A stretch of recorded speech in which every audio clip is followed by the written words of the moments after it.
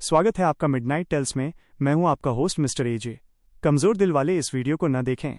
बेहतर अनुभव के लिए हेडफोन का इस्तेमाल करें और इस कहानी को अकेले अंधेरे में देखने की गलती न करें, क्योंकि इसमें डरावने दृश्य और आवाज़ें हो सकती हैं। क्या आप जानते हैं कि दुनिया के सबसे घने जंगल अमेज़न के अंदर एक ऐसी जगह है जहां इंसान का जाना तो दूर उसकी आवाज तक जाने से कतराती है। यूके से आए 4 दोस्त इस जंगल को जीतने निकले थे, लेकिन उन्हें नहीं पता था कि वहां की हवाएं उनका नाम जानती हैं।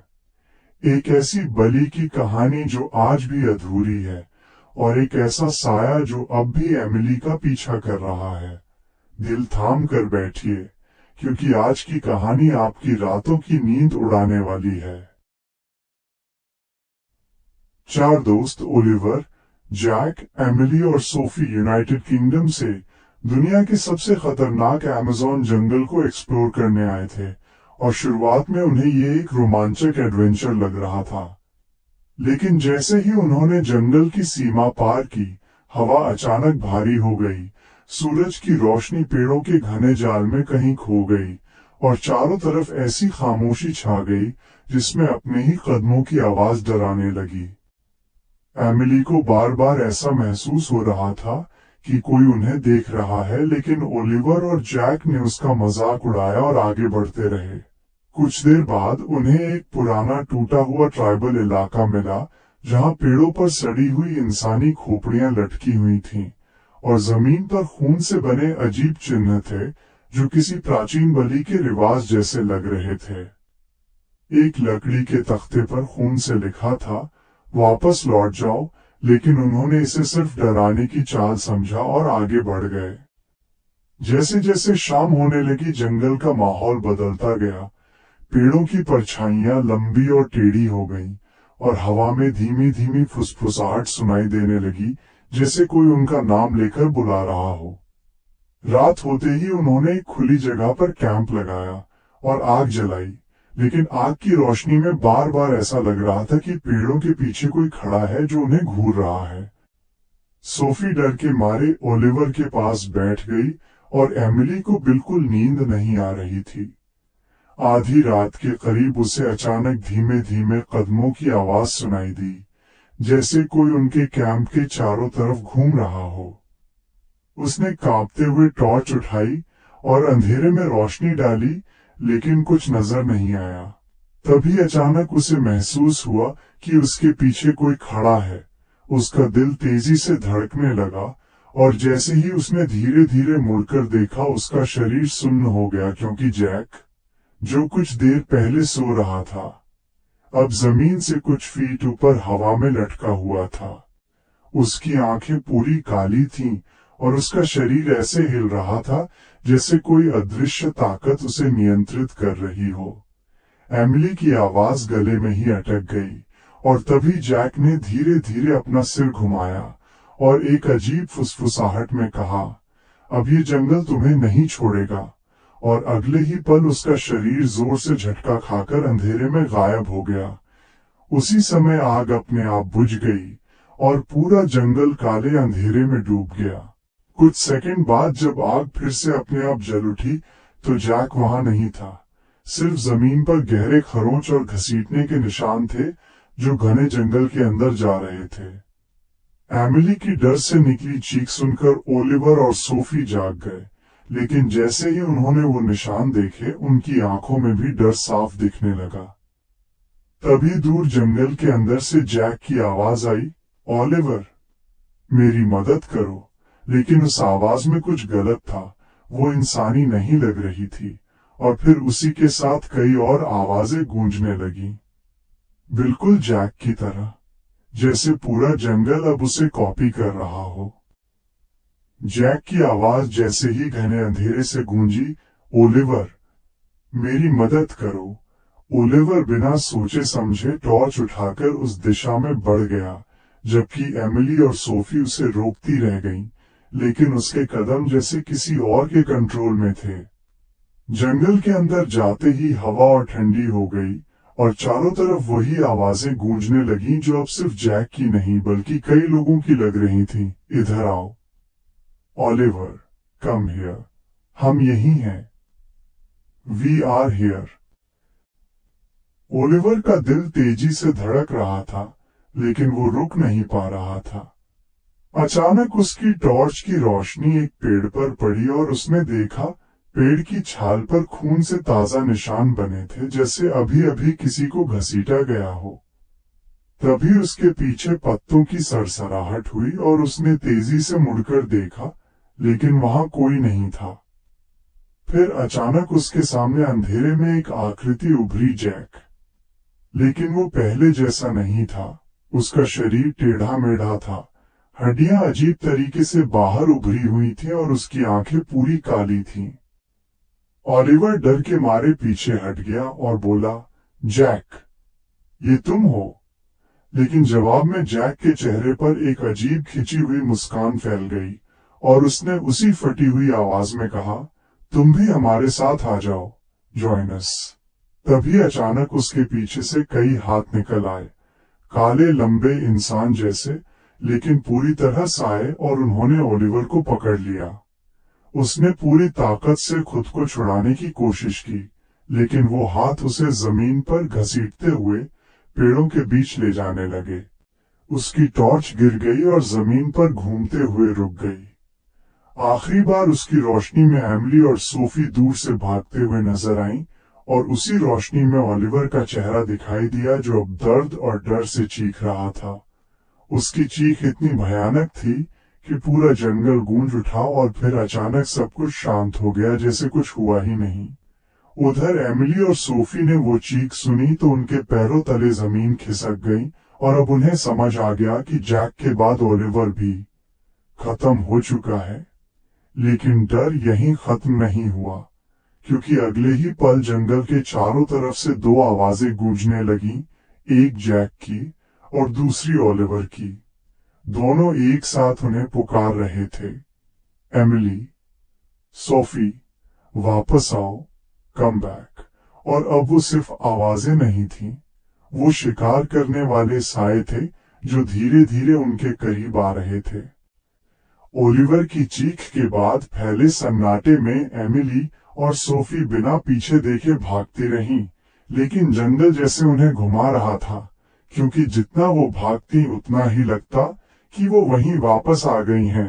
पेड़ों पर वही निशान, वही टेढ़ी शाखाएं, वही सड़ी हुई गंध, और फिर अचानक उन्हें दूर एक हल्की रोशनी दिखाई दी, जैसे किसी ने मशाल जलाई हो। डर और उम्मीद के बीच झूलते हुए वे उस रोशनी की तरफ बढ़ीं और कुछ ही देर में एक प्राचीन पत्थर के ढांचे के सामने पहुंच गईं, जो आधा जमीन में धंसा हुआ था। उसकी दीवारों पर अजीब आकृतियां बनी थी, लंबे काले साए इंसानों को घसीटते हुए, और चार लोगों को एक गोल घेरे में खड़ा दिखाया गया था, जिनके ऊपर कुछ काला उतर रहा था। एमिली का गला सूख गया और उसने कांपते हाथों से दीवार छुई तो उसे लगा जैसे पत्थर ठंडा नहीं बल्कि धड़क रहा है। तभी सोफी ने एक कोना दिखाया जहां किसी ने अंग्रेजी में खुरच कर लिखा था, We were four.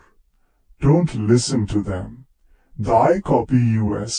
ये पढ़ते ही दोनों के चेहरे से खून उतर गया, क्योंकि वही उनके साथ हो रहा था।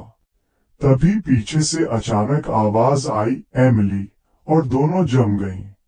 वो आवाज ओलिवर की थी, लेकिन अब वो समझ चुकी थी कि ये असली नहीं है। धीरे धीरे उन्होंने मुड़कर देखा तो मंदिर के दरवाजे पर दो परछाइयां खड़ी थीं, जैक और ओलिवर, लेकिन उनके शरीर अब पूरी तरह इंसानी नहीं थे। उनकी गर्दनें अजीब तरह से झुकी हुई थीं और आंखें पूरी काली।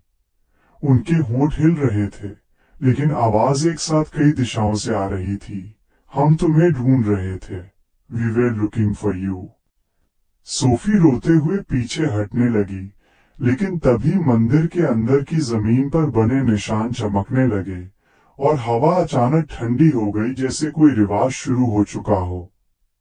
एमिली ने नीचे देखा तो वही 4 लोगों वाला चिन्ह था और उसमें 2 जगहों पर खून ताजा था, जैसे अभी अभी किसी की बलि दी गई हो।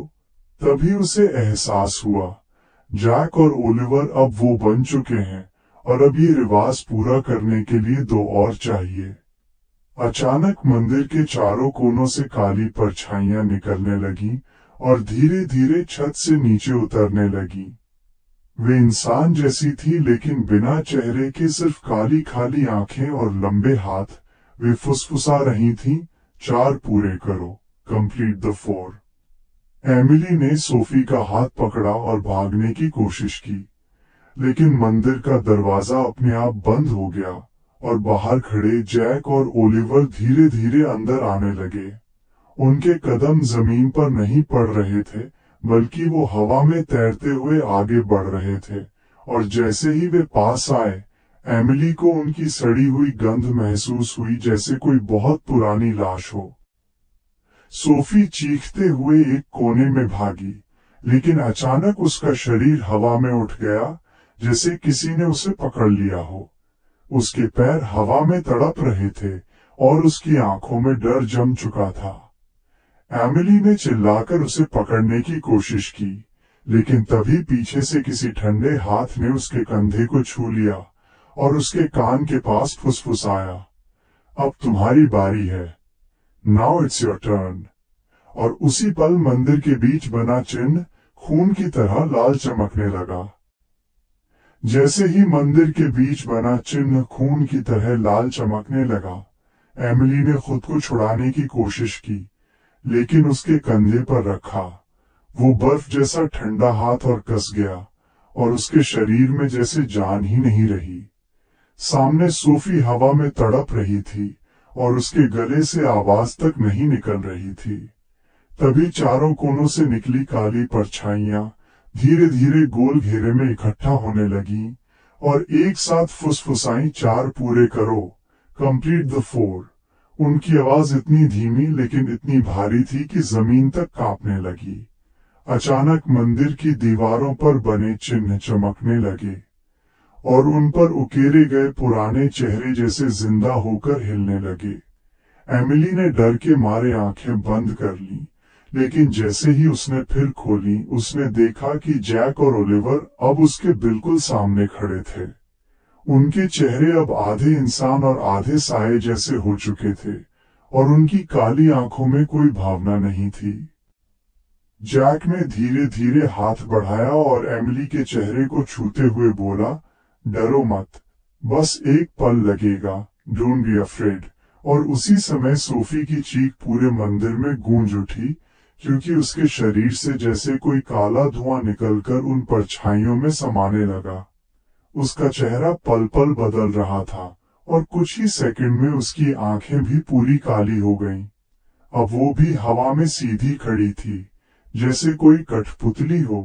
एमिली ने चीखकर उसे पुकारा, लेकिन सोफी ने धीरे धीरे अपना सिर उसकी तरफ घुमाया और एक अजीब मुस्कान के साथ बोली, अब तुम भी आ जाओ, ज्वाइन अस।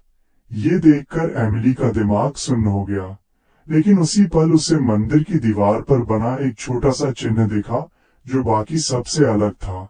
उस पर एक इंसान भागता हुआ बना था और उसके सामने आग का निशान था, जैसे कोई रास्ता दिखा रहा हो। एमिली ने आखिरी हिम्मत जुटाई और पास रखी जलती मशाल उठाकर जमीन पर बने उस लाल चिन्ह पर फेंक दी। जैसे ही आग उस पर पड़ी, एक तेज चीख पूरे मंदिर में गूंजी और सारी परछाइयां पीछे हट गईं। जैक, ओलिवर और अब सोफी भी दर्द से तड़पने लगे, जैसे आग उन्हें जला रही हो। मौका देखकर एमिली पूरी ताकत से दौड़ी और मंदिर के दरवाजे की ओर भागी, जो अब धीरे धीरे खुलने लगा था। पीछे से दर्जनों आवाजें एक साथ चिल्ला रही थीं, भागो मत, डोंट रन, तुम नहीं बच सकती, यू कैंट एस्केप। लेकिन एमिली बिना पीछे देखे अंधेरे जंगल में भागती चली गई, और जब तक उसकी सांसें जवाब नहीं देने लगी, वो रुकने की हिम्मत नहीं कर पाई। आखिरकार वो एक जगह गिर पड़ी और बेहोश हो गई, लेकिन उसे ये नहीं पता था कि जो उसने किया उससे रिवाज रुका नहीं, बस अधूरा रह गया, और अधूरी बलि सबसे ज्यादा खतरनाक होती है। अगर आप जानना चाहते हैं कि एमिली के साथ आगे क्या हुआ और क्या वो उस जंगल से जिंदा बच पाई? तो अभी चैनल को सब्सक्राइब करें, इस वीडियो को लाइक करें और कमेंट में लिख दें नेक्स्ट पार्ट। मैं तुरंत आपके लिए इस कहानी का अगला पार्ट लेकर आऊँगा।